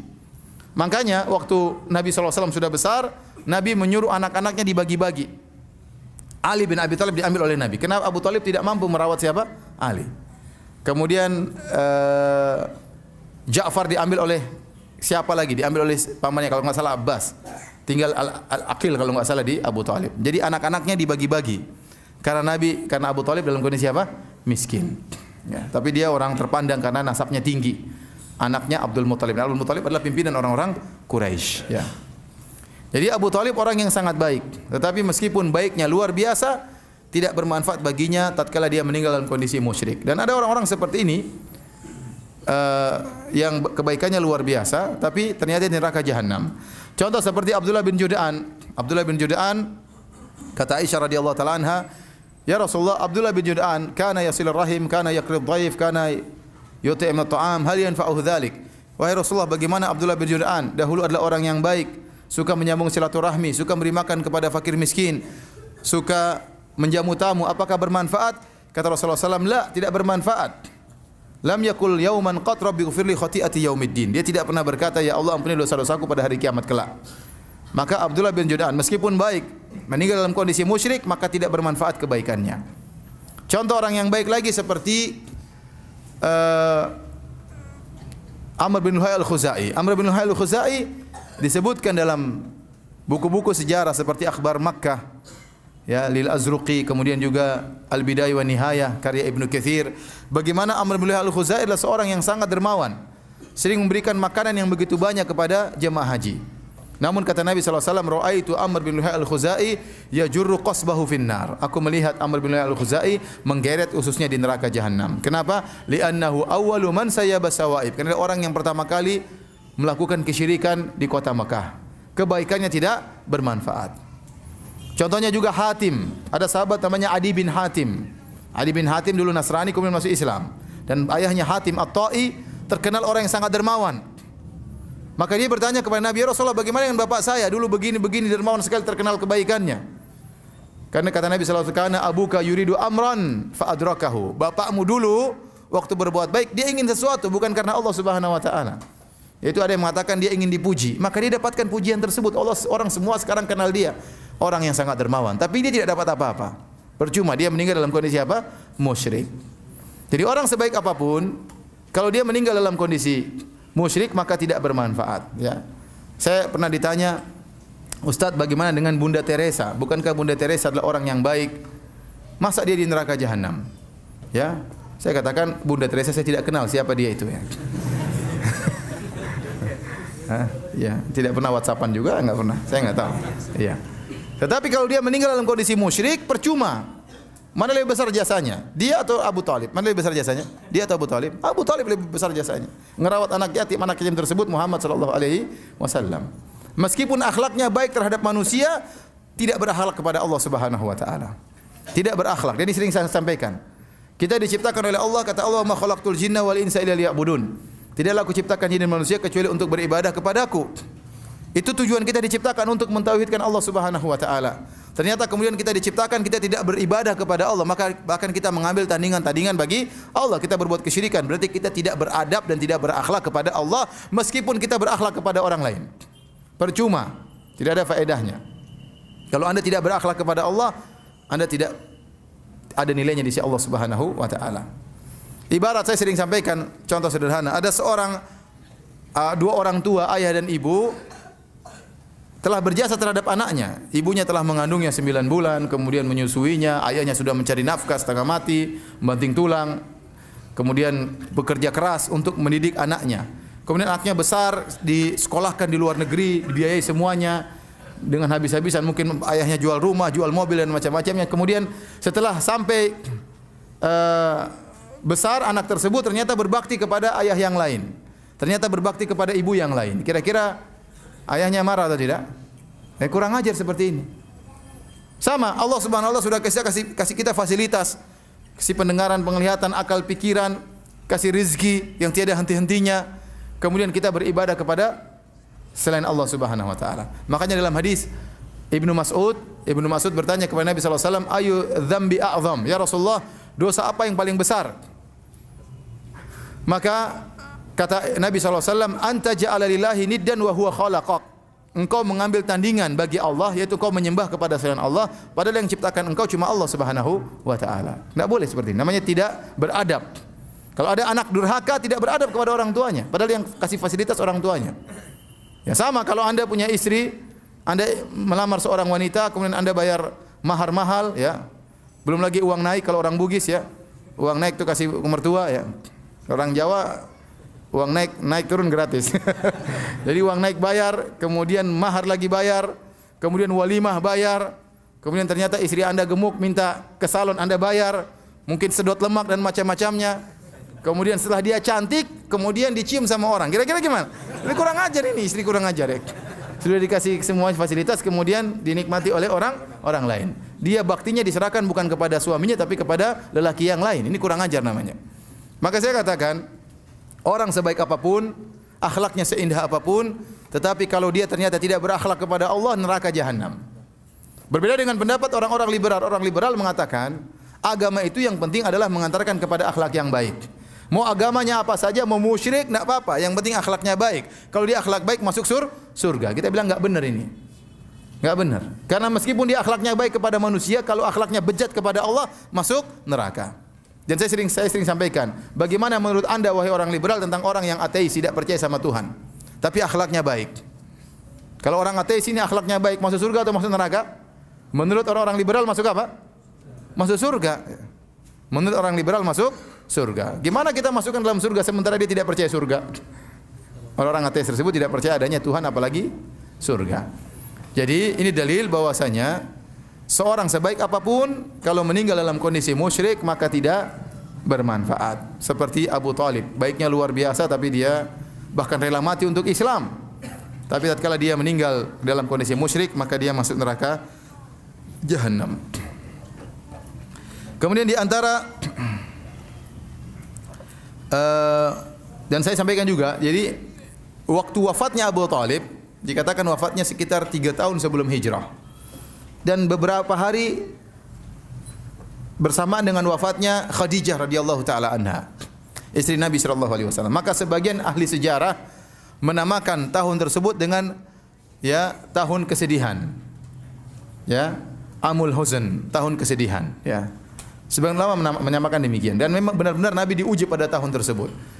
2 orang yang sangat dekat dengannya selalu membantu dakwah baginya meninggal dunia. Khadijah radhiyallahu anha membantu dengan seluruh hartanya. Saudagar, kaya raya, memberikan hartanya seluruh kepada Nabi sallallahu alaihi wasallam. Dan Khadijah benar-benar merawat anak-anaknya sehingga Nabi bisa fokus untuk berdakwah. Tidak terlalu sibuk dengan memikirkan anak-anaknya. Duit semua disediakan oleh istrinya Khadijah radhiyallahu taala anha. Ya, kalau pulang maka disambut oleh Khadijah radhiyallahu taala anha. Kalau Nabi SAW dalam kondisi sedih, maka yang menemani kesedihannya, yang menasihati Nabi adalah Khadijah radhiyallahu taala anha. Istri yang sangat dia cintai tersebut akhirnya meninggal dunia. Bersamaan dalam beberapa hari juga meninggal Abu Talib yang selama ini membela dia. Tidak ada yang berani mengganggu Nabi waktu Abu Talib hidup. Karena kalau ada yang berani ganggu Nabi, ingin melukai Nabi, melempar pasir atau segalanya, akan berhadapan dengan siapa? Abu Talib. Dan mereka segan dengan Abu Talib. Karena Abu Talib adalah paman Nabi yang nasabnya sangat tinggi. Anaknya pimpinan orang-orang Quraisy, anaknya Abdul Muttalib. Namun tatkala Abu Talib meninggal dunia, mulailah mereka berani memaki Nabi, berani menyakiti Nabi sallallahu alaihi wasallam. Makanya tahun tersebut disebut oleh sebagian ahli sejarah dengan Amul Huzn, yaitu tahun kesedihan. Taib, hadirin dan hadirat yang dirahmati Allah Subhanahu wa taala, di antara faedah yang kita bisa ambil dari kisah ini, ya,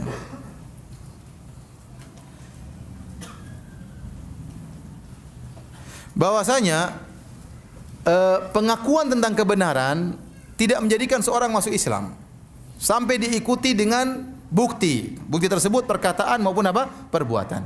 Abu Talib meyakini kebenaran ajaran Nabi Muhammad dan dia sudah menyebutkan dalam syair-syairnya. Ya. Dan dia mengatakan, walau qad alimtu bi anna dina Muhammadin min khairi adyanil bariyati dina. Sungguh aku telah tahu bahwasanya agama Muhammad adalah agama yang terbaik di antara agama-agama masyarakat. Kalau bukan karena cercaan dan karena khawatir dengan makian, la wajadtani samhan bidzaka mubina. Kau akan dapati aku masuk Islam dan aku akan terang-terangan menyatakan Islam. Namun dia tidak mau. Dia tidak mau menyatakan Islam. Jadi meyakini kebenaran Islam tidak membuat seorang masuk Islam. Oleh karena tidak benar perkataan sebagian orang Murji'ah, seperti orang Jahmiyah yang mengatakan bahwasanya Islam iman adalah ma'rifah, mengenal kebenaran. Belum tentu. Betapa banyak orang mengenal kebenaran namun tidak masuk Islam. Contohnya siapa? Contohnya Abu Thalib. Contohnya siapa? Contohnya adalah Heraklius. Heraklius waktu didakwahi oleh Nabi sallallahu alaihi wasallam, dikirim surat, dia tahu tentang kebenaran Rasulullah sallallahu alaihi wasallam.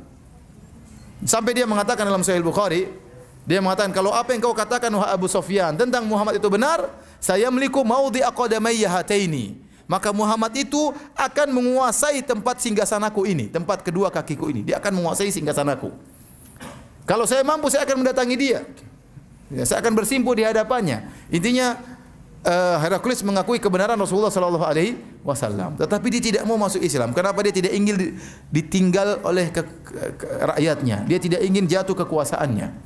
Makanya di akhir hayatnya dia kumpulkan rakyatnya setelah dia mendengar tentang Nabi sallallahu alaihi wasallam, dia yakin Nabi di atas kebenaran. Kemudian dia surati temannya juga adalah pendeta juga yang pintar. Dia, bagaimana menurut kamu? Kata pendetanya, benar, itu Muhammad yang kita tunggu-tunggu. Nabi akhir nabi yang terakhir yang kita tunggu-tunggu. Ini dia kumpulkan rakyatnya, dia mengatakan, wahai rakyatku, apa kalian ingin kerajaan kalian tetap jaya? Kalau kalian ingin kerajaan kalian tetap jaya, maka berimanlah kepada Nabi ini. Ternyata rakyatnya semua berontak, ingin kabur. Kata dia, enggak, balik. Saya cuma ngetes keimanan kalian. Ya. Ternyata iman kalian kokoh. Ya. Kenapa? Dia takut ditinggalkan oleh rakyatnya. Akhirnya tidak bisa masuk Islam. Bahkan tatkala dalam perang Tabuk, dalam perang Mu'tah, dia mengirim pasukan untuk melawan pasukan Rasulullah sallallahu alaihi wasallam. Maksud saya, mengetahui kebenaran. Banyak orang kafir mengetahui Islam itu benar, tapi tidak mau masuk Islam. Maka barang siapa yang hanya mengetahui kebenaran Islam namun tidak mengucapkan la ilaha illallah Muhammadur Rasulullah, maka percuma. Abu Thalib mengenal Islam tapi tidak mau masuk Islam. Tahu kebenaran tapi tidak mau masuk Islam. Kemudian di antara faedah yang bisa kita ambil dari kisah ini, yaitu tentang bahayanya berpegang teguh dengan tradisi leluhur. Tradisi leluhur. Abu Thalib kenapa tidak mau masuk Islam? Karena ada satu penghalang yang sangat berat, yaitu takut dicerca oleh kaumnya. Takut dikatakan dia telah meninggalkan tradisi kaumnya. Dan ini diketahui oleh Abu Jahal. Abu Jahal tahu di antara senjata yang paling ampuh untuk menjadikan Abu Thalib tetap di atas kemusyrikan, diingatkan tentang tradisi leluhur. Makanya waktu Nabi berdakwah, qul ya ammi la ilaha illallah kalimatan uhajjulaka biha indallah. Wahai pamanku, ucapkan la ilaha illallah, satu kalimat yang aku akan berargumen di hadapan Allah untuk bela engkau. Abu Jahal satu aja perkataannya, atarghabu an millati Abdul Muthalib. Abu Jahal tidak banyak omong, cuma satu aja, apakah kau benci dengan agama nenek moyangmu? Itu aja. Apakah kau benci dengan agama bapakmu? Itu aja. Dia tidak mau dicela. Makanya Abu Thalib jelas dalam Sahih Muslim, laula an tu'ayyirani Quraisy, kalau bukan saya khawatir dicerca oleh orang Quraisy, la aqrartu biha ainak, saya akan buat kau senang wahai ponakanku, saya akan masuk Islam buat kau senang. Tapi saya takut dicerca oleh orang kafir Quraisy. Oleh karenanya Ibnu Qayyim rahimahullah menyebutkan di antara perkara yang paling menghalangi hidayah adalah berpegang teguh dengan tradisi leluhur yang menyimpang. Jadi sering saya sampaikan. Dan ini sudah sejak dahulu. Lihatlah bagaimana Nabi Ibrahim alaihissalam waktu dia berdakwah mendapati kaumnya sedang iktikaf, sedang nongkrong di patung-patung untuk disembah. Kata Nabi Ibrahim, "Ma hadhihi tamathilul lati antum laha akifun." Patung-patung apa ini yang kalian nongkrong di situ beribadah? Apa jawaban kaumnya? Wajadna aba'ana laha abidin. Kami telah mendapati nenek moyang kami menyembah patung-patung ini. Jadi ini tradisi. Maka Nabi Ibrahim bantah, laqad kuntum antum wa aba'ukum fi dhalalim mubin. Sungguhnya kalian dan nenek moyang kalian, mbah-mbah kalian, nenek moyang kalian semuanya sesat. Kata siapa? Nabi Ibrahim alaihissalam. Ibrahim berani sekali ya. Kalian sesat, bukan cuma kalian, bapak kalian juga sesat, bukan bapak kalian juga, mbah kalian juga apa sesat, kemudian juga apa, nenek moyang kalian juga sesat. Ya. Ibrahim berani. Kalau kita nggak berani. Maka mereka berdalil dengan tradisi leluhur. Demikian juga umat Muhammad SAW, orang kafir Quraisy waktu disuruh untuk beribadah kepada Allah, mereka mengatakan inna wajadna aba'ana ala millah ala ummah wa inna ala atharihim muqtadun. Kami telah mendapati nenek moyang kami berada satu aliran, satu ajaran, kami tinggal mengikuti saja. Dalam ayat yang lain, wa inna ala atharihim muhtadun, dan kami bisa dapat hidayah karena mengikuti ajaran nenek moyang kami. Itu bahaya mengikuti tradisi. Ya. Oleh karenanya Nabi SAW di antara gelaran yang diberikan kepada Rasulullah SAW adalah Sabi. Sabi adalah orang yang keluar dari tradisi nenek moyang. Rasulullah SAW digelari dengan pendusta, digelari dengan kadzab, digelari dengan penyihir, dikatakan mashur, orang tersihir, dikatakan majnun, orang gila, dikatakan syairun majnun, penyair gila. Di antara gelaran adalah Sabi, orang yang keluar dari tradisi nenek moyangnya. Makanya kalau ada orang masuk Islam dikatakan laqad sabauta, kau sudah keluar dari nenek moyangmu, begitu. Kalau ada sahabat yang masuk Islam, langsung dijuluki oleh orang-orang kafir Quraisy, laqad sabauta, kau telah keluar dari tradisi nenek moyangmu. Ya, sementara orang tidak suka keluar dari tradisi nenek moyang. Orang keluar dari tradisi moyang akan jadi cercaan. Makanya berpegang dengan tradisi nenek moyang keliru ini perkara yang sangat berbahaya. Saya sering sampaikan bahwasanya di negara kita, negeri kita, ada suatu daerah luar biasa. Daerah tersebut banyak ulama keluar dari daerah tersebut. Orang-orang top, agamanya hebat-hebat. Tetapi ada tradisi yang mereka tidak bisa rubah sampai sekarang. Yaitu bahwasanya kalau menikah yang bayar mahar apa? Perempuan. Yang pegang harta warisan juga apa? Perempuan. Nasab kembali kepada perempuan. Nasab kembali kepada perempuan. Ini tradisi yang salah atau benar? Salah. Tetapi tidak bisa berubah sampai detik ini. Tidak bisa berubah. Padahal banyak ulama dari situ. Kenapa? Karena padahal mereka orang Islam, mereka ngerti. Ini menyelisih ayat-ayat tentang warisan. Ini menyisi aturan Islam tentang masalah nasab. Nasab kok kepada ibu. Yang bayar mahar juga aturan semua salah. Tetapi tidak bisa berubah sampai sekarang. Kenapa? Masalahnya apa? Tradisi. Dan saya rasa tidak berani dai juga berkuar-kuar di sana. Kalau di sana mungkin tidak bisa lagi ke sana, diusir. Makanya kenapa tradisi? Sementara di tanah air kita ada tradisi-tradisi yang maksiat, ada tradisi-tradisi yang syirik. Tradisi yang syirik dan banyak. Oleh karena seorang tradisi ini perkara yang berat. Ya, perkara yang berat. Dan tradisi kita ada yang baik, alhamdulillah. Banyak tradisi kita yang baik. Tradisi yang baik dijaga. Tradisi yang buruk ditinggalkan. Islam datang untuk memfilter tradisi tersebut. Kalau tradisi tersebut benar maka diterima, kalau salah ditolak. Makanya Rasulullah SAW bersabda dalam hadisnya, "Innama bu'itsu liutammima makarimal akhlak." Sungguhnya aku diutus untuk memperbaiki, untuk menyempurnakan akhlak yang mulia. Kata para ulama, kenapa? Karena orang-orang Quraisy tradisi mereka ada yang baik.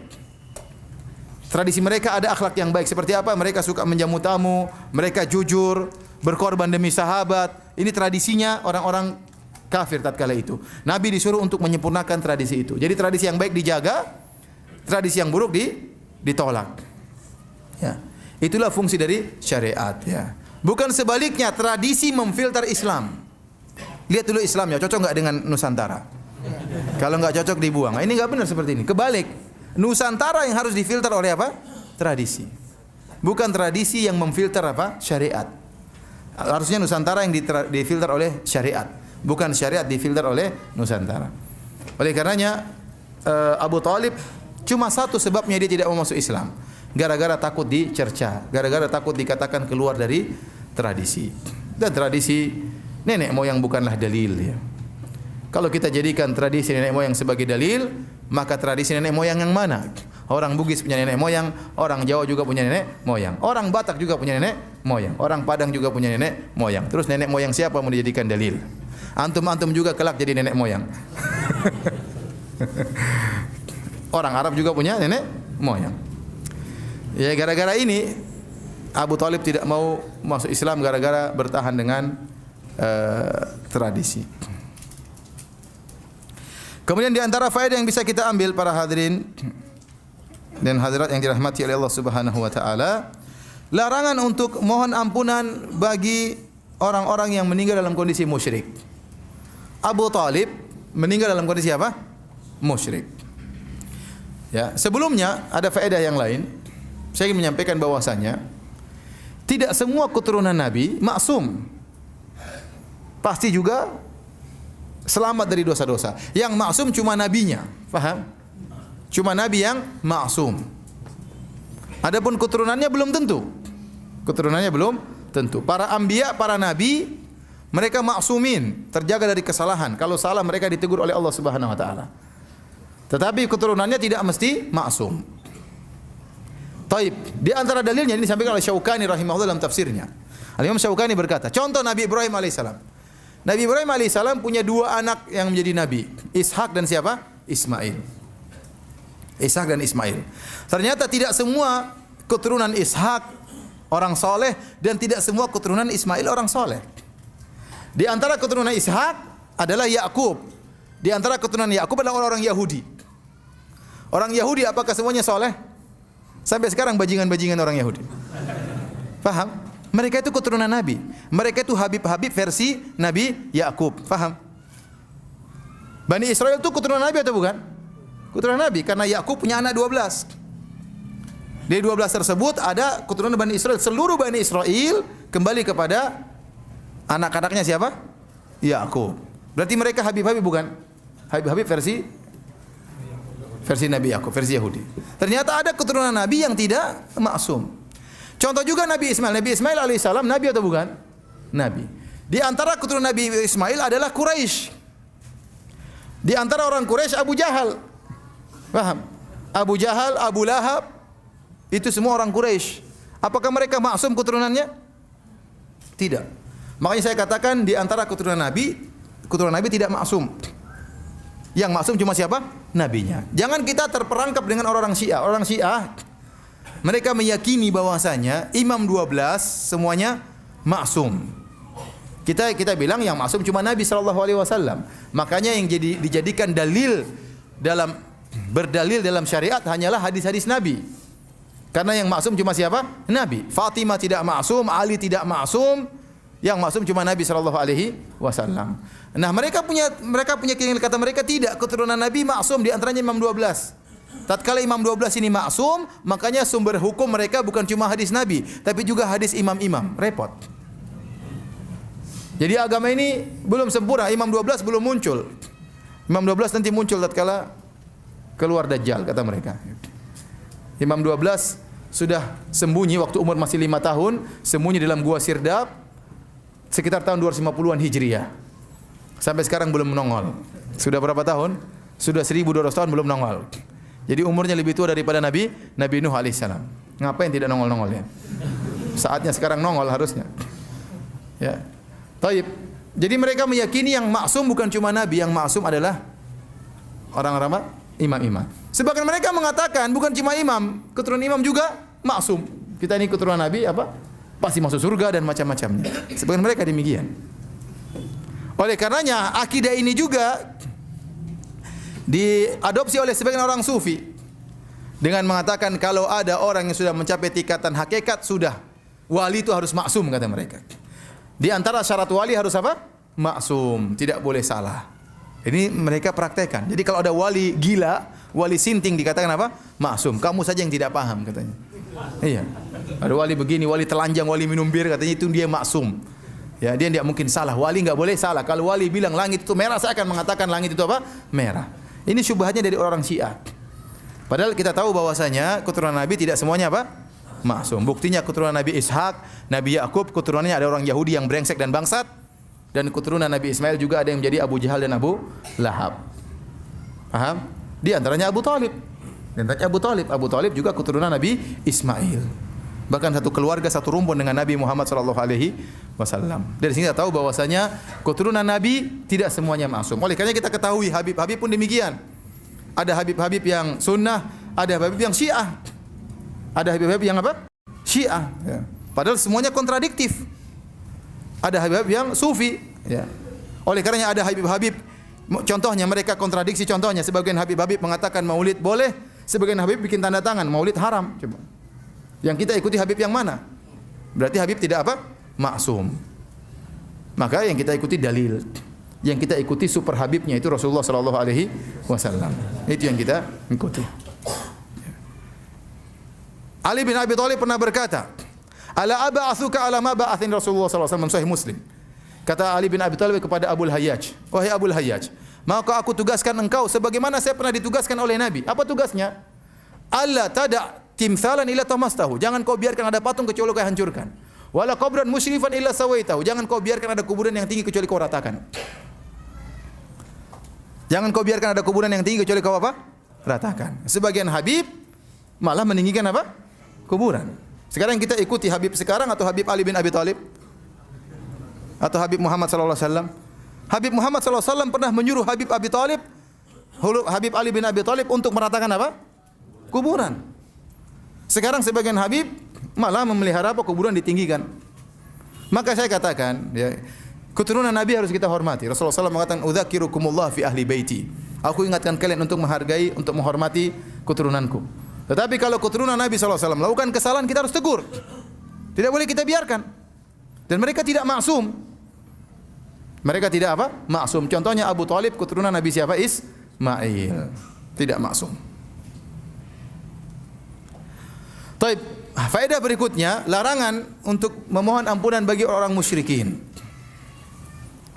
Dalam Sahih Bukhari dan Sahih Muslim, maka turunlah firman Allah Subhanahu wa taala, "Innaka ma kana lin-nabi wal ladzina amanu ayastaghfirul musyrikin walau kanu uli qurba min ba'di ma tabayyana lahum annahum ashabul jahim." Tidak pantas bagi nabi, tidak boleh bagi seorang nabi dan juga orang yang beriman untuk mohon ampunan bagi orang musyrikin setelah jelas bahwasanya mereka penghuni neraka jahanam meskipun mereka adalah karib kerabat. Nabi dilarang untuk mohon ampunan bagi Abu Thalib. Nabi dilarang mohon ampunan bagi Abu Thalib karena dia musyrik. Dan ayat ini juga ya turun kepada Nabi sallallahu alaihi wasallam tatkala Nabi ingin mohon ampunan bagi ibunya. Sebagian dijelaskan oleh Al-Hafidz Ibnu Hajar rahimahullahu taala dalam Fathul Bari. Kata Ibnu Hajar, wa qad thabata anna Nabiy sallallahu alaihi wasallam ata qabra ummihi lamma tamara. Telah sahih, telah valid bahwasanya Nabi sallallahu alaihi wasallam mendatangi kuburan ibunya tatkala beliau berumrah. Fasta'dzana rabbahu ayastaghfir laha. Maka dia pun mohon izin kepada Allah untuk mohon ampunan bagi ibunya. Fa nazalat hadhil ayah.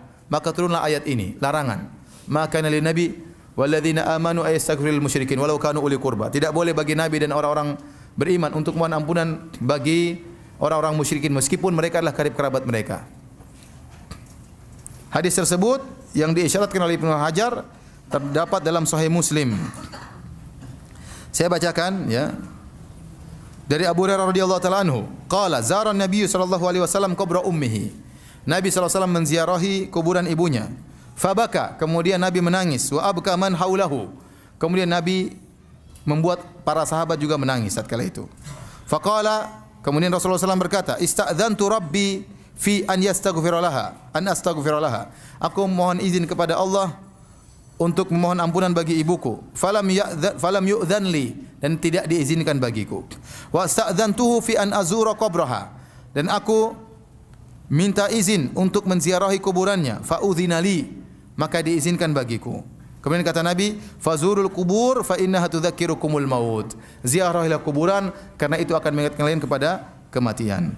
Oleh karenanya para ulama, jumhur ulama, ulama Syafi'iyah dan ulama yang lain, di antaranya Nawawi ya, rahimahullahu taala, semua sepakat bahwasanya ibu Nabi sallallahu alaihi wasallam meninggal dalam kondisi apa?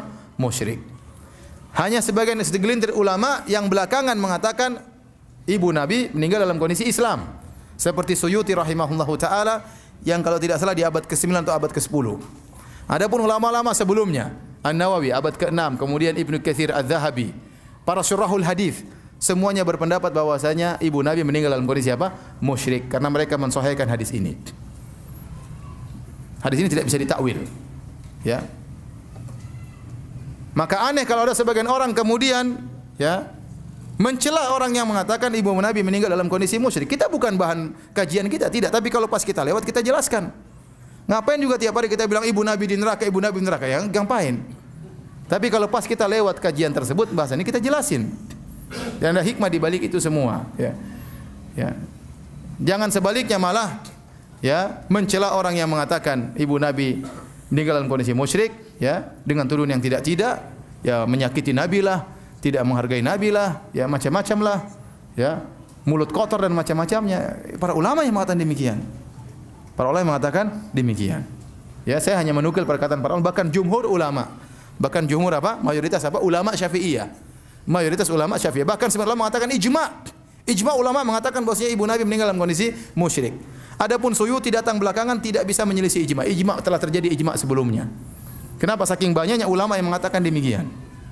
Di antaranya Nawawi rahimahullahu taala. Dan Nawawi adalah ulama besar dalam mazhab Syafi'iyah, bahkan dikatakan muhaqqiqul madhab, orang yang paling pakar tentang mazhab Syafi'iyah. Di antaranya siapa? Imam Nawawi rahimahullahu taala. Jadi ini larangan untuk mohon ampun bagi orang-orang yang meninggal dalam kondisi musyrik. Termasuk Nabi sallallahu alaihi wasallam ditegur. Termasuk Rasulullah SAW ditegur oleh Allah Subhanahu wa taala karena dia pernah mohon ampunan bagi ibunya. Kemudian juga dalam hadis yang lain dari Ali bin Abi Thalib, beliau berkata, "Sami'tu rajulan yastaghfiru li abawayhi wa huma musyrikani." Aku mendengar seorang memohon ampunan bagi kedua orang tuanya. Dan kedua orang tuanya padahal meninggal dalam kondisi apa? Musyrik. Faqultu lahu, "Atastaghfiru li abawayka wa huma musyrikan?" Apakah kau memohon ampunan bagi kedua orang tuamu padahal mereka berdua dalam kondisi musyrik? Maka orang ini berdalil, "Awalaysa astaghfara Ibrahimu li abihi wa huwa musyrik?" Bukankah Ibrahim pernah mohon ampunan bagi ayahnya dalam kondisi musyrik? Dan memang Nabi Ibrahim pernah mohon ampunan bagi ayahnya, kemudian Allah tegur. Akhirnya tidak boleh lagi. Ya. Wa ma kana istighfaru Ibrahim li abihi illa an mau'idatin wa'adaha iyyah. Ya, karena ada janji, ya, tapi setelah itu falamma tabayyana annahu aduwwu lillah tabarra'a min. Tatkala Ibrahim tahu bahwasanya ayahnya adalah musuh dari Allah, maka dia pun berlepas diri daripada ayahnya. Jadi Ibrahim memang pernah mohon ampunan. Kata Ali bin Abi Thalib, "Fadzakartu dzalika li Nabi sallallahu alaihi wasallam." Maka saya pun sebutkan hal ini kepada Nabi. Ada orang mohon ampunan bagi kedua orang tuanya, padahal orang tuanya apa? Musyrik. Maka turunlah firman Allah, "Ma kana lin nabi wal ladzina amanu ayastaghfiru lil musyrikin walau kanu uli qurba." Tidak pantas bagi Nabi dan orang beriman untuk mohon ampunan bagi orang musyrikin kalau mereka meninggal dalam kondisi musyrik. Jadi ditegur. Ini semua dalil bahwasanya tidak boleh mohon ampunan bagi orang meninggal dalam kondisi musyrik. Adapun menziarahi boleh. Orang tua, misalnya ada orang tua meninggal dalam kondisi kafir, kita ziarahi boleh. Nabi sallallahu alaihi wasallam menziarahi apa? Ibunya. Rasulullah SAW menangis. Para ulama menjelaskan kenapa Rasulullah SAW sedih. Ibunya tidak sempat masuk Islam, meninggal dalam kondisi musyrik. Ya. Oleh karenanya, tidak ada hadis-hadis, satu hadis pun yang menjelaskan Nabi pernah mohon ampunan bagi ayah dan ibunya. Tidak ada dalilnya. Ya, kira-kira kalau ayah dan ibu Nabi meninggal dalam kondisi Islam, kira-kira Nabi sering mendoakan ayah ibunya atau tidak? Pasti datang dalam banyak hadis. Tapi satu hadis pun tidak ada. Jangankan hadis sahih, hadis palsu pun tidak ada. Rasulullah SAW pernah mendoakan ayah dan ibunya. Ini semakin menguatkan bahwasanya ayah dan ibunya meninggal dalam kondisi apa? Musyrik. Memang ada khilaf, tapi saya katakan khilafnya belakangan. Ulama-ulama dulu mengatakan sebagaimana zahirnya hadis. Muncul Imam Suyuti rahimahullah. Dan Imam Suyuti bukan orang yang maksum, dia punya kesalahan juga. Dia imam besar. Termasuk dia yang mengatakan Imam Suyuti bahwasanya hari kiamat umur umat manusia cuma 1500 apa? Tahun. Dan itu salah, Imam Suyuti salah. Dia imam besar tapi dia salah.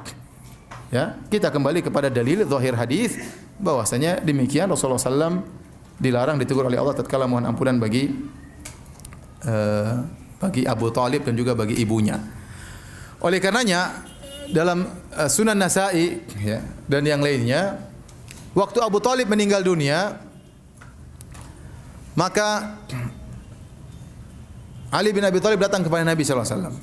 Ali berkata, "Ya Rasulullah, wahai Rasulullah, inna ammaka Syekh ad-Dhal qad mat." Perhatian perkataan Ali. Padahal ini bapaknya sendiri. Jadi Ali berbicara tentang bapaknya Abu Thalib. Dia mengatakan, "Wahai Rasulullah, pamanmu yaitu Abu Thalib, Asy-Syekh ad-Dhal, orang yang tua yang sesat sudah mati." Yang bilang gitu siapa? Anaknya sendiri. Kata Rasulullah SAW, "Idhhab fawari." Sana pergi kubur dia. Kata Ali bin Abi Thalib, "La uwari, saya tidak mau menguburkan bapakku. Innahu mata musyrikan." Sungguhnya dia meninggal dalam kondisi apa? Musyrik. Kata Rasulullah SAW, "Idhhab fawari, pergilah kau dan kuburkanlah." Meskipun seorang meninggal dalam kondisi musyrik harus dikubur, ya. Maka akhirnya fadhahabtu fawaraituhu. Maka saya pun pergi dan saya pun menguburkan bapakku, ya. Baik hadirin dan hadirat yang dirahmati Allah Subhanahu wa taala, sampai di sini saja mungkin kajian kita tentang masalah hikmah dari kematian atau wafatnya Abu Thalib. Ini dalil bahwasanya seorang harus banyak meminta petunjuk kepada Allah Subhanahu wa taala. Kedekatan seorang dengan ulama, kedekatan seorang dengan ustaz, ya, kerabat dia dengan ustaz, dengan ulama tidak ada jaminan. Tidak ada jaminan sama sekali. Yang beri petunjuk hanyalah Allah Subhanahu wa taala dan menyesatkan hanyalah Allah Subhanahu wa taala. Maka seorang berusaha senantiasa berdoa kepada Allah agar diberi hidayah dan dikuatkan di atas hidayah. Di antara doa agar kita senantiasa dapat hidayah adalah ihdinas siratal mustaqim. Ihdinas siratal mustaqim. Ya Allah, tunjukkanlah aku kepada jalan yang lurus. Artinya apa? Kalau aku belum berada di atas jalan yang lurus, ya Allah, tunjukkanlah aku jalan yang lurus. Kalau seandainya aku sudah berada di jalan yang lurus, tegarkanlah aku di atas jalan lurus tersebut, ya Allah. Kalau seandainya aku sudah tegar di atas jalan yang lurus, ya Allah, bukakanlah aku jalan-jalan kebaikan yang lain. Maka seorang senantiasa berdoa tatkala mengucapkan inna siratal mustaqim, benar-benar dia konsentrasi minta hidayah kepada Allah. Nabi SAW sering berdoa, ya muqallibal qulub tsabbit qalbi ala dinik. Wahai zat yang bolak-balik hati manusia, tegarkanlah hatiku di atas agamamu.